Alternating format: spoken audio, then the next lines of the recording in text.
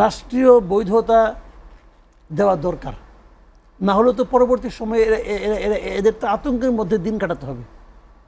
কাজেই এইটার জন্য এই ঘোষণাপত্রটা খুব জরুরি ছিল, এবং এটা আমি মনে করি আরও অনেক আগেই করা যেত, আগেই করা উচিত ছিল। এটা সাধারণত যেমন আমাদের স্বাধীনতার ঘোষণাপত্র, এটা কিন্তু ঘোষণাপত্রের উপর ভিত্তি করে কিন্তু যুদ্ধটা হয়েছে। তখন এটা তো আর ঘোষণাপত্র আমাদের আন্দোলনে আগে করা যেত না, কিন্তু আন্দোলনের পরপরই অগাস্টে ঘটছে, এবং আপনার ছাত্ররা তো তখন এনসিপি হয় নাই, এনসিপি হওয়ার আগেই তো তারা দাবি করছে যে ঘোষণাপত্র দাও, এবং শেষ পর্যন্ত তারা 31শে ডিসেম্বর শহীদ মিনার পর্যন্ত যে আমরাই ঘোষণা করবো যদি আর কেউ না করে। গভর্নমেন্ট ডেকে কি বললো যে তোমরা রাখো, আমি সবার সঙ্গে আলাপ করে 15 দিনের মধ্যে করতে সরকারি দিবে। হ্যাঁ, তারা কিন্তু 15 দিনের একটা টাইম লাইন দিয়েছিল, সেই 15 দিনের কাজ তারা 7 মাসে করছে, দেরি হয়েছে। এবং এই গভর্নমেন্ট সম্বন্ধে আমি একটা সবসময় কথা বলি, এটা একটা নন সিরিয়াস টাইপের গভর্নমেন্ট, যে কাজটা 15 দিনে করা যায়। কারণ 15 দিনে করা না গেলে ওনা 15 দিন টাইম দিলেন কেন, করা যায়।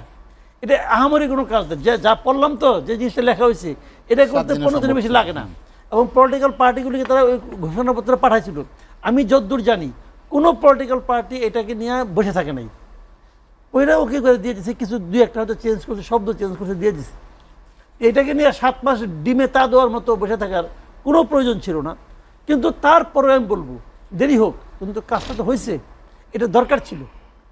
তারপরে এটা কি প্রয়োগ হবে না হবে সেটা বেশি প্রয়োজন ছিল, নাকি সার্বিকভাবে নতুন বাংলাদেশের যে রূপরেখা বা নতুন কি কেমন দেশ চাই, কেমন রাষ্ট্র চাই, তারও একটি দিক নির্দেশনা? না, তার দিক নির্দেশনা এখানে খুব বেশি একটা তো নাই, এখানে মোটামুটি ওইটাই। ওই আপনার এই ঘোষণাপত্রটা হলো গত জুলাই আন্দোলনটা কেন প্রয়োজন ছিল আমাদের জাতির জন্য, মূলত এটাই কিন্তু ওখানে আছে। তারপরে ওখানে কথা প্রসঙ্গে আনা কিছু আছে, কিন্তু মূল কথাটা কিন্তু ওইটাই। এবং এটা আরও আগে প্রয়োজন ছিল, তারপরে হয়েছে। এবং উনি যেভাবে করেছেন, মানে সমস্ত পলিটিক্যাল পার্টি লিডারদেরকে পাশে নিয়ে, আমি মনে করি এটাই গভর্নমেন্টের অ্যাচিভমেন্ট। কারণ সব পার্টিকে কিন্তু ওরা পাশে উনি দাঁড় করাতে পারছেন। তার মানে কি, এটা একটা সার্বজনীন ঘোষণা হয়েছে আমি মনে করি, এবং এটা আমি মনে করি এটা খুব ভালো। তবে লোক সংখ্যা হয়তো আবহাওয়া জনিত কারণে হয়তো একটু কম হয়েছে, আর একটু হলে ভালো হইতো।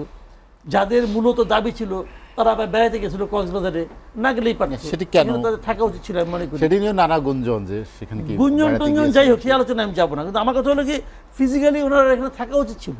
এই সময়ে ওনারা টায়ার্ড হয়ে গেছেন, যে ওখানে যাই একটু ঘুরে আসি, ঘুরে আসার জন্য ওই কক্সবাজার পর্যন্ত যাওয়া এটা একটু অশোভন লাগছে আমার কাছে আর কি।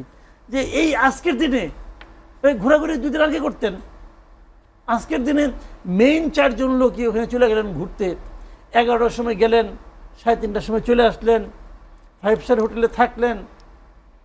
এইটা ভাই আমাদের জন্য, আমার কাছে এটা অশোভন লাগছে আর কি, দরকার ছিল না। কারণ আজকের দিনে এখানে যে ছেলেটা বলেছিল হাসনাত আব্দুল্লাহ, যে আজকেই করতে হবে, নাও আর নেভার কি যেন বলছিল উনি, 31 ডিসেম্বরের কথা। হ্যাঁ, তাকে তো আমি দেখতে চেয়েছিলাম, কারণ তার তো একটা ইমেজ আছে, একটা মানে একটা খুব মানে কি বলবো আপনাকে, মানে সিরিয়াস একটা ইমেজ কিন্তু তার আছে। তো এখন তাকে তো এই মাঠে তাকে আমি দেখতে পাইনি, এটা আমার জন্য মানে আমি এটা চাই নাই। তারপরেও সব কিছু বাদ দেন আপনি, সব কিছু মিলাইয়া আমি মনে করি এটা একটা ভালো কাজ। শেখ হাসিনা যখন তার সংবিধানের মধ্যে নিজের মতো করে বানিয়ে কিছু কিছু ধারাকে কখনোই চেঞ্জ করে যাবে না, দেওয়া যাবে না বললো, তো ওগুলি কি ওইটা কি চেঞ্জ করছে? চেঞ্জ করে না, মানে কেউ মানে না। আজকে দেখলাম এক জায়গায় কোন প্রধান শিক্ষিকার মাথার পেছনে বঙ্গবন্ধু শেখ মুজিবের ছবি আছে, ওনার চাকরি চলে গেছে।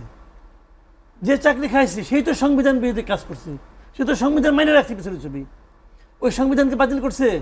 কয় নাই তো। আবার এই দেখেন ঘোষণাপত্রের মধ্যে কিন্তু লেখা আছে যে ডক্টর ইউনূসের সরকারটা গঠিত হয়েছে, এটা সংবিধান মেনে সরকারটাকে প্রতিষ্ঠা করা হয়েছে। এই সরকারটাকে গঠন করা হয়েছে সংবিধানটাকে মেনে, বলছে তো সংবিধান মেনে হইতে প্রতিষ্ঠা করা হয়ে থাকে, তো সংবিধান মানতেছে কেউ? বিষয়টা হলো জানেন, এটা হলো সবের সময়ের প্রয়োজনে হয়েছে, করতেছে। সংবিধান কোথাও লেখা আছে যে প্রধানমন্ত্রীর বোন তার মতোই প্রোটোকল পাবে? লেখা আছে? শেখ রেহানা পাইতো না, বাংলাদেশের আইজি নিয়োগ করতো শেখ রেহানা, এটা সবাই জানে। টাকা দিয়ে আসতো, সে আইজিটা ছিল তার, সে আইজি নিয়োগ করবে। তো এটা কোথেকে এলো ভাই? ভাই সবচেয়ে বড় কথা হলো কি, আপনার হাতে ক্ষমতা আছে, পাওয়ার আছে, বন্দুক আছে, তো আপনি সে কিসের সংবিধান কিসের মানলাম না, আপনি কি করবেন? তো এখন এরপরে কে আসবে? না সেই সংখ্যাটাই কিনা যে পরবর্তীতে সব ধরনের সব ধরনের প্রোটেকশন দেওয়ার ছিল। কি হয়েছে? হয়েছে কিছু? আর এইটা নিয়ে কি দেশের মানুষ খুব আনহ্যাপি? আনহ্যাপিও তো না, খুব আনহ্যাপি কেউ দায়ী করতে পারবেন যে সংবিধানে এটা নাই, তোমরা কেন করতেছো, অতএব আমি খুব দুঃখ পাইছি? আছে অন্তর্বর্তীকালীন সরকার, সংবিধানে আছে? নাই তো রে ভাই। কাজে এইগুলি শুনেন, মানে বিষয়টা হলো কি যে মানুষ কি চায়, জনগণ কি চায়। যখন ডক্টর ইউনূসকে যদি যখন তত্ত্বাবধায়ক মানে অন্তর্বর্তীকালীন সরকার প্রধান বানালো, তখন যে এইদিকে বঙ্গভবনের সামনে যে বলতো এই সংবিধানে এটা নাই, তাকে কেন বানানো হলো, ওখান থেকে সংবিধান নিয়ে আসতে পারতো না, একলা আসতে পারতো না, মানে পিটিয়ে মেরে ফেলেন। তো হিসাবগুলি হলো ওইভাবে। মোট কথা হলো যে মানুষ কি চায়। যখন আপনি মানুষের সঙ্গে থাকবেন তখন কি, আমি আবার একটা এক্সাম্পল দিয়ে বলি আপনাকে। এই যে বললাম না যে একটা আইনগত বৈধতা, একটা সাংবিধানিক বৈধতা থাকা দরকার, বললাম তো, এইটাই কি রক্ষা কবচ? না তো। আপনি 75-এ কথাটা ধরেন, আমি একটা উদাহরণ দিয়ে বলি। 75-এ ঘটনাটা ধরেন। 75-এ বঙ্গবন্ধুকে সব পরিবার মেরে ফেলল। মারার পরে ওই 75-এর জুলাই, অগাস্টে মারলো। তো অগাস্ট, সেপ্টেম্বর, অক্টোবর, নভেম্বর এই লোকগুলো তো ছিল হিরো। এই লোকগুলি হিরো ছিল না। এবং তাদের যারা বেনিফিশিয়ারি গভর্নমেন্ট, ধরেন বিএনপি, মোস্তাক গভর্নমেন্ট ধরেন, প্রথমে মোস্তাক গভর্নমেন্ট ইন্ডিপেন্ডেন্ট দিল, তারপরে বেনিফিশিয়ারিকে বিএনপি গভর্নমেন্ট এসে তাদেরকে ভালো ভালো পোস্টিংও দিল। তার মানে বিএনপি তাদের উপর ক্ষিপ্ত হয় নাই, তাদের বিচারও করতে চায় নাই, হয়ে গেল। তাহলে এরপরে এটা কি ওই লোকগুলিকে বাঁচাতে পারছে? যখন কর্নেল ফারুককে যখন ফাঁসি দেওয়া হয় তখন বিএনপিকে এটা নিন্দা করছে, করে নাই তোরে ভাই। আচ্ছা, তাহলে এখন দেখেন সমস্যাটা কি। বিএনপি ওরা কিন্তু একটা পার্টিও করছিল, ফ্রিডম পার্টি, এরশাদের সময় ছিল। এমনকি যখন তাকে কর্নেল ফারুককে ফাঁসি দিল তোর ফ্রিডম পার্টিকে একটা মিছিল করছে, করে নাই তো। বিষয়টা হলো কি, ফ্রিডম পার্টি যেটা হয়েছিল তখন তো আমরা সাংবাদিকতা করি, সব মনে আছে আমাদের। ফ্রিডম পার্টির শুরুর দিকে কি দাপট, ওদের একটা পত্রিকাও ছিল দৈনিক মিল্লাত, এবং মিল্লাত কি চলতো, মানে দাপটের পত্রিকা কিন্তু। তো এখন তারা কেউ কিন্তু ফিরাতে পারলো না কেন? পারলো না এই কারণে, ওই পার্টিটা যদি জনসম্পৃক্ত একটা পার্টি হইতো তাহলে কিন্তু কোনো সমস্যা ছিল না। ওই পার্টির জনগণই তাদের ফিরাইতো। আপনি দেখেন গত 15 বছরে আওয়ামী লীগ বলে নাই যে বিএনপি একটা সন্ত্রাসী দল, বলে নাই। শেখ হাসিনা তো বলছে যে জিয়াউর রহমান পাকিস্তানের চর ছিল, বলছে তো, কত কিছু বলছে। পারলে দলটা পিঠে বেড়ে ফেলায়, সব ধরনের বিশেষণই দিয়েছে। বিএনপিকে শেষ করতে পারছে? পারে নাই।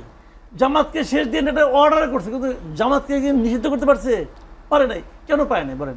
পায় নাই হলে এই কারণে এই পার্টিগুলো জনগণের মধ্যে ছিল, এই পার্টিগুলিকে জনগণ প্রোটেকশন দিছে। কাজে যখন প্রোটেকশনের দরকার হয় তখন ওই সংবিধানের আইন দেয় না, জনগণ দেয়। That is the point. যে জনগণের মধ্যে আপনি থাকেন তাহলে আপনার জন্য কিচ্ছু লাগবে না, জনগণই আপনাকে বাঁচাবো। তো এই জন্যই আমি বলি সবাইকে যে ভাই জনগণের কাছে যাওয়ার চেষ্টা করো, জনগণ থেকে দূরে থাকো না। জনগণ যেন তোমাকে মনে করে যে তুমি তার লোক, তাহলে সে তোমাকে রক্ষা করবে। আমরা জাতির উদ্দেশ্যে যার কাছে আপনি জিজ্ঞেস করেন নির্বাচন, সবারই কিন্তু এক ধরনের সংখ্যা থাকে। এখনো কিন্তু অনেকে বলে যে না, আমি এখন আর সংখ্যা করি না, আমি কতগুলি কথা বলি আপনাকে। কতদিন দেখেন যে জুন মাসের 6 তারিখে মানে ঈদের আগের দিন ডক্টর ইউনূস বলছিল উনি এপ্রিলে ইলেকশন দিবেন।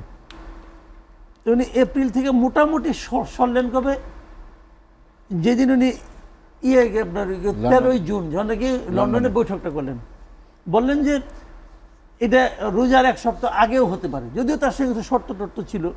তা আমি এটা নিয়ে আমাদের দ্বিধা ছিল, সন্দেহ ছিল আমাদের, বোধহয় একটা 7-5 বুঝাই দিয়ে আসছে এরকম মনে হয়েছিল। আমি বিএনপির উপরে একটু দুঃখিত হয়েছিলাম, এত খুশি হন কেন বলছিলাম, এগুলো বিএনপি বুঝে দিয়ে আসছেন, বুঝে আসছেন বলছিলাম, কিন্তু আপনার সামনে বলছিলাম বোধহয় একদিন বলছিলাম। এবং এটা আমার কিন্তু অনেস্ট অপিনিয়ন ছিল। সব সমস্যার সমাধান ইলেকশন হলে হবে না, কিন্তু ব্যাপারটা কি, আপনি গণতন্ত্রের পথে যাওয়ার, গণতন্ত্রের উপনীত হওয়ার যতগুলি পথ আছে, যতগুলি সম্ভাব্য পথ আছে, সমস্ত পথের প্রথম পদক্ষেপ হচ্ছে একটা নির্বাচন। নির্বাচনটা বের হতে হবে। এই নির্বাচন করে মনে করেন আমরা অসীম ভাই ইলেকশন করলাম, অসীম ভাই যাই মনে করেন উল্টাপাল্টা কাম শুরু করলো, আমার আনহ্যাপি আমি, আগামী ইলেকশন তাদের ভোট দেবো না? আমি তো বলি এত সংস্কার লাগে না রে ভাই, বা তো দুইটা সংস্কার করেন, একটা হলো নির্বাচন ব্যবস্থা আর একটা সংস্কার করেন বিচার ব্যবস্থা, বাকিগুলো অটো। দুটাই কিন্তু পরিপূরক। এই যেটা করেন বাকিগুলো অটো হয়ে যাবে। কিন্তু আমাদের তো ইলেকশন সিস্টেমটা কি, এটা কি ইলেকশন যে কি জিনিস সেটা অনেকে বুঝেও না। পৃথিবীর মানে উত্তর কোরিয়াতেও পর্যন্ত ইলেকশন হয়, উত্তর কোরিয়াতে একজন প্রার্থী থাকে ইলেকশন দেওয়ার সুযোগ পায়। আমাদের দেশে যেমন কমপক্ষে মানে কয়েক কোটি লোক আছে যারা ইলেকশন কখনো দিতে পারে না, জানে না ইলেকশনটা কি। আপনি যদি মনে করেন যে আমার আগে ইলেকশন দরকার নাই, আগে আমাকে এই এই বিষয়গুলো চেঞ্জ করতে হবে, যদি আপনি মনে করেন, তাহলে 1 বছর না, তাহলে 2 বছর 3 বছরের সময় অনেক কম। কারণ আপনি চেঞ্জ করবেন, দীর্ঘদিন ধরে একটা সিস্টেম চলছে, সেই সিস্টেমে আপনি কিছু চেঞ্জ আনবেন। সেই চেঞ্জগুলো যদি আপনি পূর্ব শর্ত হিসাবে বলেন, সেক্ষেত্রে কিন্তু 1 বছর তেমন একটা সময় না। কিন্তু আমার প্রশ্নটা হলো কি, সেই চেঞ্জগুলো প্রয়োজন, আমি শেয়ার করছি না, কিন্তু সেই চেঞ্জগুলো করার জন্য এই সরকার যে ক্যাপাবল, এটা আপনি কীভাবে পাইলেন প্রমাণটা?